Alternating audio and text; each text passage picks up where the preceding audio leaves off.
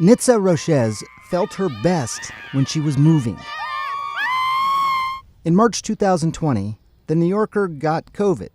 Just 43 years old, Nitsa was young and healthy and wasn't too worried. Until one night in April. I woke up in the middle of the night because of like a drumming or pounding sound. It was literally the sound of my heart. And I went to the emergency room. What unfolded next is the story of long COVID, a story that has now been repeated millions of times in the United States. An odyssey of doctor's visits, almost all of them resulting in normal test results despite her feeling otherwise.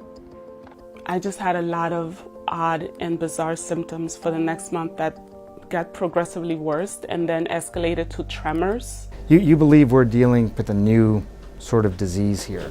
I think so.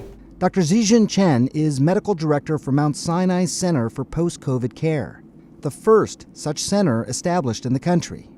Are you able to predict who is most likely to develop long COVID? Those patients admitted to the hospitals with the most severe symptoms during their initial illness, the risk of them having long-lasting symptoms is higher. But that doesn't mean that, if you have a small fever or mild symptoms at home, that you're immune to it. COVID's lingering impacts are vast, from the brain to our hearts. A study of patients from the VA who had COVID early on in the pandemic were 60% more likely to have developed any cardiac issues, including heart disease and cardiac arrest, a full year out. But the idea that even if I didn't get that sick, that I could have long-lasting symptoms, I don't want to overstate this, but how frightening is that? It's very frightening. I mean, it's like stepping up to a gambling table at Vegas and risking losing everything.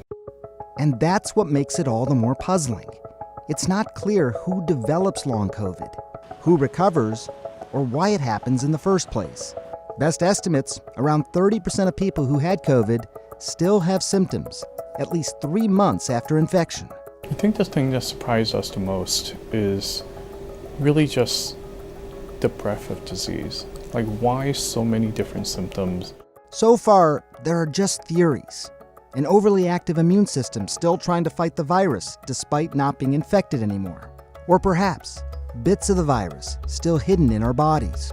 Or simply the wreckage from the virus that can cause things like blood clots, choking off blood supply to everything, from our nose to our toes.